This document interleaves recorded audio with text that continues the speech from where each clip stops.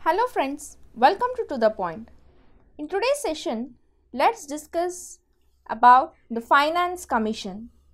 Article 280 of our Constitution, it provides for Finance Commission as a quasi-judicial body.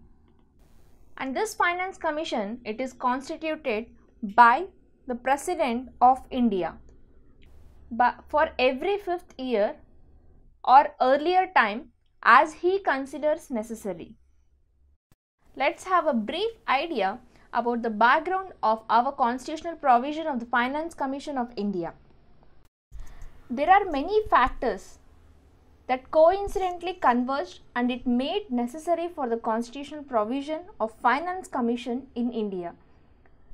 The British rulers, they felt the need for the constitutional provision of Finance Commission in India during the late 1660s. At that time, the trade and commerce of the British rulers, it started to grow. And during the time of 1600s, the threats from the other European business rivals like the Dutch, Portuguese and the French, it grew stronger. And the local Indian rulers, they also craved for more territorial power. And the basic structure of the constitutional provision of Finance Commission India, it was drafted to ward off these imminent dangers and consolidated its dominance in India. A particular frame for constitutional provision of the Finance Commission in India, it was drafted during the early 1920s itself, and this was drafted with two mottos of maximum exploitation of business opportunity for the British rulers, and further the British rulers, they also employed the policy of favoritism towards local Indian rulers to create a wedge of communal difference amongst the dominant religions of India. And this was done to create a communal unrest and breed diversity, so that this British rulers, they can perpetuate its dominance in India. And the provisions for the basic constitution of the Finance Commission of India, it was a hollow structure and it drew flake from different freedom fighters of India. And this led to the forming of a commission so that it can look into the drawbacks of the drafted provisions of the Constitution of Finance Commission of India. And this is all about the background of the Finance Commission. So, composition of Finance Commission. So, the Finance Commission, it consists of a chairman and 4 other members.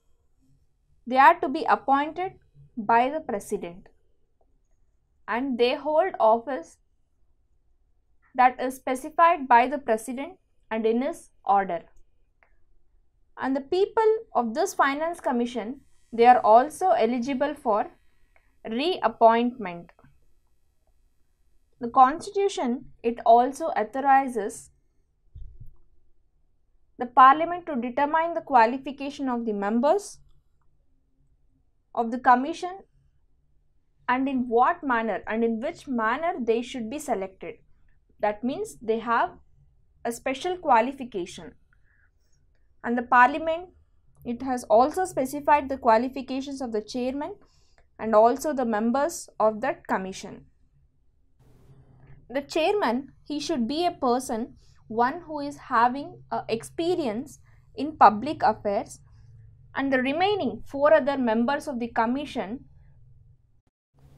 they should be selected from a judge of the High Court or one of the member who is qualified to be appointed for the High Court. A person who has specialized knowledge of finance and accounts of the government, and also a person who has a wide experience in financial matters and in administration, and also a person who has a special knowledge of economics. The person having any of these qualities is eligible is qualified to be a member of Finance Commission. Disqualification of a member of Finance Commission. A member, he may be disqualified if he is mentally unsound and if he is an undischarged insolvent. An undischarged insolvent is a person who has submitted a bankruptcy petition to the court of a law and whose debts are still being assessed by the court, and that person is disqualified as being a member of Finance Commission. If the member of the Finance Commission has been convicted of an immoral offence and if his financial and other interests are such that it hinders the smooth functioning of the Commission, then in all these cases the member can be disqualified from his position. Term of office and salary of the member of Finance Commission. So every member will be in office for the time period that is specified by the President, but he is also eligible for reappointment, provided he has by means of letter addressed to the President resigned his office. The time period that is specified for the Finance Commission, it includes a chairman of the Finance Commission and 4 other members. The members of the Commission, they shall provide full-time or part-time service to the Commission, as the President gives his order in this regard, and the members are paid the salaries and allowances as per the provisions that is made by the central government. What are the functions of Finance Commission? The Finance Commission is required to make recommendations to the President of India in certain matters. That includes the distribution of the net proceeds of taxes that is to be shared between the center and the states. That is, the Finance Commission recommends the President that how much percentage of taxes it should be distributed between the center and the states. The principles that should govern the grants in aid to the state by the center. The Finance Commission should recommend the central government about the amount of money that should be transferred to the state governments. It should also recommend the measures that is need to be augmented to the consolidated fund of the state on the basis of recommendation that is made by the State Finance Commission, and any other matter that is referred to it by the President in the interest of the sound finance. All those recommendations should be given to the President of India by the Finance Commission. Till 1960, the Commission also suggested the grants that should be given to the states of Assam, Bihar, Odisha and West Bengal of any share of the taxes in each year of export duty on jute and jute products, and these grants were to be given for a temporary period of 10 years from the commencement of the Constitution. The Commission submits its report to the President, and President lays it before both Houses of the Parliament along with an explanatory memorandum as to the action taken on its recommendation. That is, the President has to explain the Parliament for Lok Sabha as well as Raj Sabha why President has accepted those recommendations. Those are given by the Finance Commission. Advisory role of Finance Commission.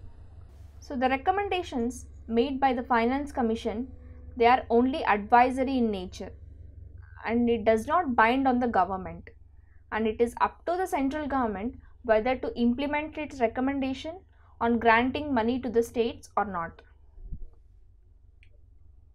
So we can say that nowhere it is mentioned in the Constitution that the recommendation of the Commission, it should be binding upon the Government of India. The Constitution of India, it envisages the Finance Commission as the balancing wheel of fiscal federalism in India, and its role to the center-state fiscal relations it was undermined by the emergence of the Planning Commission, which is a non-constitutional and non-statutory body. And Dr.